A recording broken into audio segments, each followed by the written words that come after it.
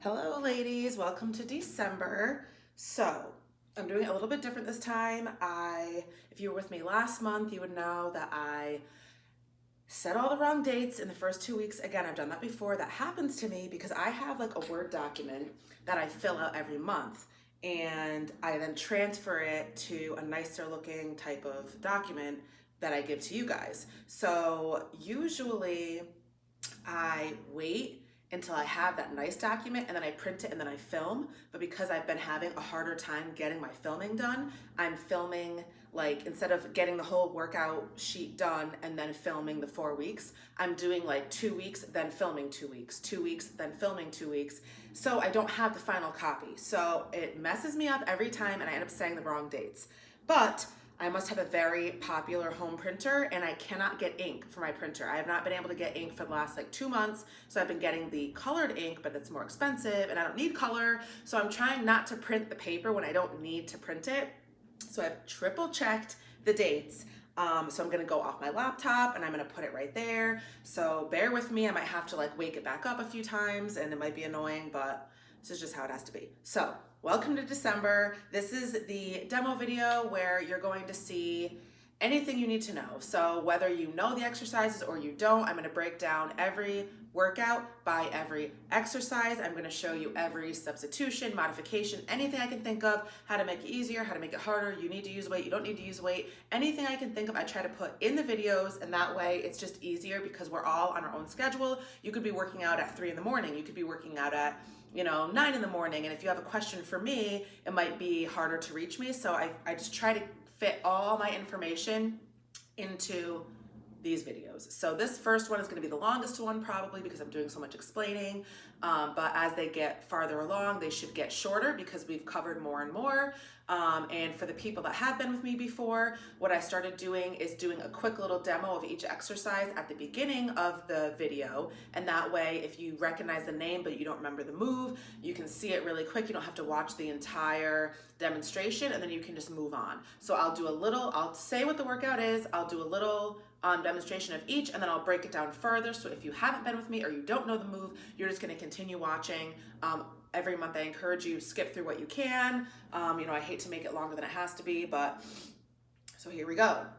We are in December, but we are actually starting with Monday, November 29th, okay? So we have our lower body, 4, 5, or 6 rounds. That means you are choosing. Are you gonna do 4 rounds, 5 rounds, or 6 rounds? And then the number in front of the exercise is your number of reps. So it says goblet squats, hamstring curls, air squats, straight leg deadlifts. You're doing 12 of each of those. So if you have like absolutely no idea, you are just gonna pick your round and then you follow the list. So you do 12, 12, 12, 12, that equals 1 round.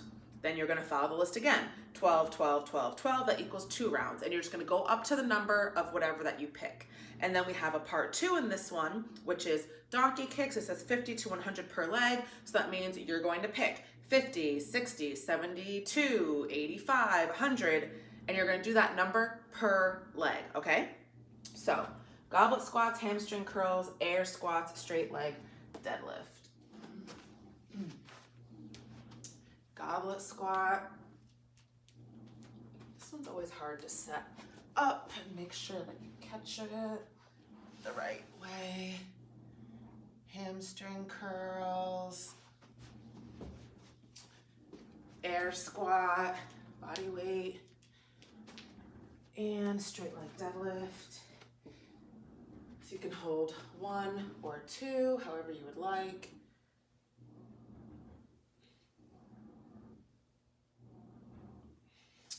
And then part 2 is donkey kick. All right, so first we have our goblet squat. So what goblet squat is a weighted squat, and that means you're holding the weight on the front of your chest. So let me bring my chair because I'm gonna need that in a little bit. So basically I hold it like this, clasp my hands on the top, and I typically do rest it like this on my chest. Some people hold it out. While I do the extra work, I just rest it on my chest. So what you're doing is you're holding it in the center of your chest, and you're just having a regular stance with your feet, so usually shoulder width or a little bit wider, and you're gonna squat down, stand up. 1, squat down, stand up. 2, squat down, stand up, squat down, stand up. Okay, so first thing, when you're holding the weight for your goblet squat, you want to make sure that you don't let the weight weigh you down. So you don't want to end up like hunching over. If the weight is too heavy, go down in weight, but it shouldn't be affecting your back. So you should be able to squat down with your back straight and come back up even though you have the weight on the front. You shouldn't be doing this. You shouldn't be like hinging at the hip with your back going down. You should still be able to keep your back fairly straight even though you have the weight on the front. So that being said, also you can do a goblet squat to a chair. So if you have issues with your knees or like the depth of how low you're going with your squat, you can do it to a chair. So you would do the same thing, but you would just do a full sit and a stand.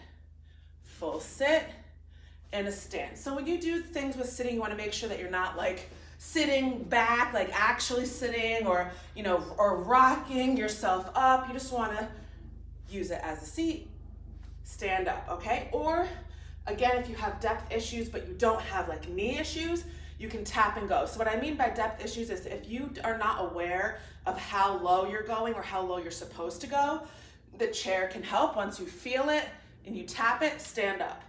Tap and go. Tap and go, okay? So that's gonna give you, like I said, a little bit of a guide if you're not sure how low to go or if you're going too low or not low enough. When you feel that material, you're gonna stand back up. So a couple of things I can mention with squatting is your knees and your feet. They can be pointed forward, they can be pointed slightly out. You never want them going in and you never want your knees going in. So if your toes are pointed forward and you bend down, your knees go forward kind of slightly out. If your toes are a little bit outturned, your knees are gonna go even more out, okay? But you should never have this happen when you're squatting. If your knees are caving in, that means that either you're not paying attention to where your feet and knees are going, or you have a weakness somewhere and you either need to drop the weight, lower the weight, change something, because you should never be caving in this way. It should always be forward or slightly outward, okay? And again, you always want to keep your back as upright as you can. There's some times where it might fold a little bit forward, but it should never be like this. You should never be squatting and having your shoulders come way down, okay? So that's our goblet. Hamstring curls. So this is basically mimicking the machine at the gym where you lay on your stomach and usually there's something to hold underneath and you curl up your legs like that. So we're doing that, but we're making our own.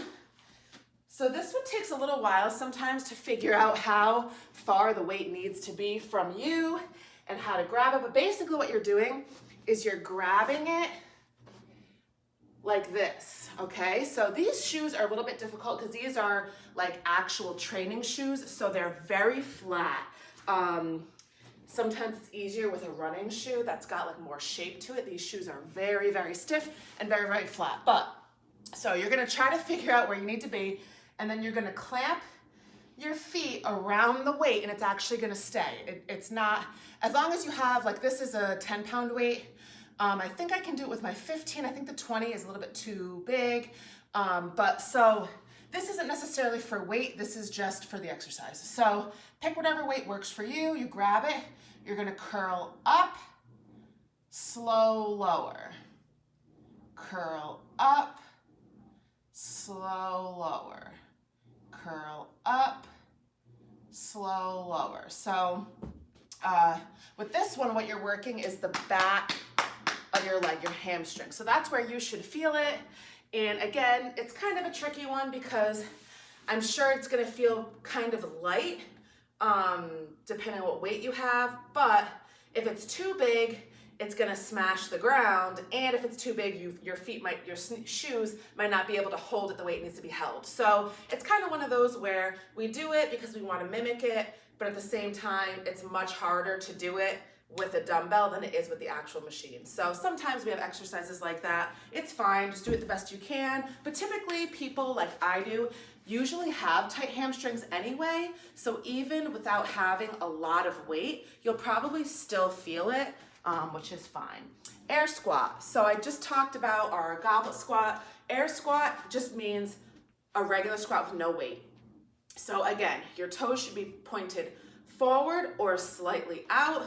You're just gonna come down, up, down, up, down, up, okay? So again, your knees should be, usually they bow out a little bit, or they could be in, but they should never be caving inward. And that also, like, you wanna make sure you check your ankles, how stable they're feeling. If you need to, you can tap and go again. You can do your full sit and stand. There's nothing wrong with that. It's just, it takes a little bit of the weight off. And with your back again, should be straight as you go up and down. So if you're not sure, like a lot of times I either do praying hands, they call it, where I just come like this. And I typically like my elbows to hit my knees. And then I feel like, okay, I know I went far enough. Or sometimes I just bring my arms straight out in front of me here, like this, okay? So again, if you're also still not sure about depth, a lot of times when people are starting with squatting, they are just not aware of where they are in space. So they do a really shallow one. And then some people are afraid of going too low. So that's when you can use the tap and go. The chair is gonna stop you. It'll make sure that you're getting a decent squat. And you know, you'll figure it out. If you're totally new to it, it might take you a little while to get comfortable. So you could always start with the chair just for reference and then remove the chair maybe next week or the week after if you're feeling more comfortable. And then we have straight leg deadlifts. So this one is really actually ideal to do with a kettlebell. I do have a kettlebell, but I know a lot of you do not, so I never show it with one. You could do 2 weights. You could hold like one this way. I call that the long way. You could hold one on the sides. It depends on whatever you're comfortable with. I honestly always do these with a kettlebell. But so it doesn't matter. You could say you're holding one. You would hold it something like this usually, probably.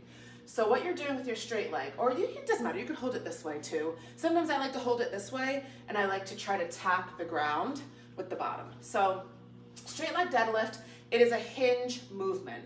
So what that means is, just like you would think of like a door or something, a hinge, there's gonna be almost like a right angle, right? So when you hinge, I'm gonna put the weight down for while I talk about it. You're going to have your knees loose. They're not gonna be totally locked out. They're gonna be kind of bouncy. And you're going to start to fold forward at the waist, which is your hinge. But as you hinge forward, your butt is gonna move backward. So think about pushing your butt to the wall behind you, okay? So see how my butt is moving backward? My chest is coming down to the floor and my knees have a little bit of bend, okay? So this position right here is your hinge, okay? And then you're gonna stand up, squeeze your butt. Start to hinge, push your butt to the wall behind you. Your chest starts to drop to the floor. You're gonna feel those hamstrings pull as your back lowers toward the ground. Stand up, okay? So that's kind of what your key is. When you feel that hamstring pull and it feels really tight, stand up, okay? So the difference between hinging and squatting, which a lot of people make that mistake, is when you hinge, your butt is still, I don't want to say it's still off of the ground, but it's higher in the air and it's pushing backward and your back is folding down. That's a hinge. When you squat, your back stays fairly straight and your butt moves toward the floor. Squat, hinge. Squat, hinge. Okay, so when you do it that way, it looks very obvious what the difference is, but I've seen it a million times in the gym that people are always squatting instead of hinging. So if it helps you, record yourself, look in the mirror. Again, it looks very visibly obvious, but people mess it up all the time. So especially if you're new and you don't know what each one feels like, it's easy to confuse. So make sure when you think hinge, you're thinking like, almost like I said, making some sort of right angle. So with your body, that's your upper body and your legs right here. See what I'm saying? So you hinge down into that angle, but when you hinge down, you want to make sure that you don't let your shoulders drop, because what happens when you do that is your back rounds. So you want to keep your shoulders up still. So your chest and your back is dropping toward the floor, your butt is pushing back, but you're not hunching down. You're staying up, okay? You're keeping your chest up. And then you return, squeeze your butt. Hinge down, feel that pull on your hamstrings, return. So again, it doesn't necessarily matter how you hold the weight, but like I said, sometimes I like to hold it this way, and I like to kind of try to like tap the ground, return. Tap the ground, return. Sometimes that's helpful. You can totally do it holding two and just doing like this. Sometimes people get confused when they do it that way because there's no stopper. So the same thing with the squat. If you're not sure of where you should be or you don't know the feeling, you want to use the chair to tap and go because it's going to give you a stopper. With the deadlift, sometimes people don't know where to stop and then they're like coming all the way down, and you don't want to do that. So you can, like, I typically know for me, when I come down and I do this, the weight for me, if I'm holding it like long way, or I'm not holding it, I shouldn't say long way, if I'm holding it like this way, I know that it's gonna come to about here on me. So kind of like mid to lower shin is where I know I need to stop. If you've never done them, you might not know where to stop. So that's what I mean by if you hold it the long way and you can kind of tap the ground, it gives you a little idea. But it doesn't matter. Like I said, you could hold two. If I hold two, I usually hold them like this in front of me and go down like this. But see, I know exactly where to stop because I've done them a million times and I'm comfortable. So if you're not sure, you can flip the weight, hold it the longer way, and then try to touch the ground. But that's up to you. You'll get comfortable as you go along. So you're gonna repeat those 4 things for as many rounds as you choose, and then you're gonna move on to part 2, which is donkey kicks, 50 to 100 per leg. So say you pick 60. That means you're gonna do 60 on your right leg, 60 on your left leg. So donkey kick, you're on all fours. You've probably seen these and or done these before, but I think a lot of people do them incorrectly. And I was doing them incorrectly for a long time. So you're gonna be on your hands and knees. You wanna think about keeping your back neutral. So you don't want it sunken down. You don't really wanna be rounded. You wanna have just a nice neutral spine, and your legs are bent. What you're doing when, say you start with your right leg, is instead of thinking about kicking, thinking about raising your leg, okay? So raise your leg up to the ceiling. You're gonna keep the shape that it's in. I like to flatten my foot and think like I'm kicking through the ceiling. Return, 1. Kick through the ceiling, 2. Kick through the ceiling, 3. Kick through the ceiling, 4. So when you do your donkey kick and you hit that kick through the ceiling part, this is all gonna be contracted. So you're gonna feel it in your butt. What happens when I feel like people think about kicking versus raising their leg is they do kind of like one of these things, and it's a little bit too wild, and they never hit that contraction. So if you come up in the air and you're like this, my butt isn't really contracted because my leg is too straight. Or if I'm like off to the side, or if wherever I am, if I'm thinking about raising it, I hit that contraction.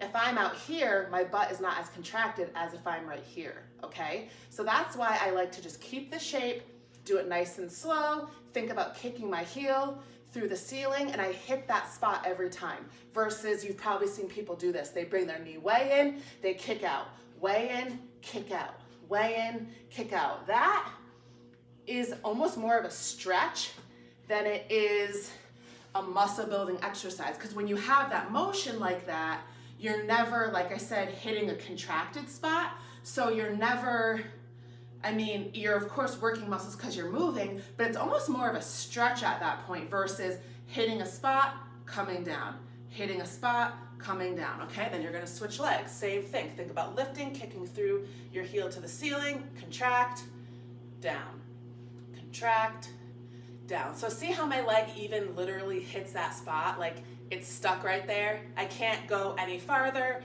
I'm locked in. So that's where you want to be. That's your full contraction down. When you do these, keep in mind, it does work your lower back as well. So if you do a lot of them or you're not used to doing them, you might feel pain on one or either side of your lower back.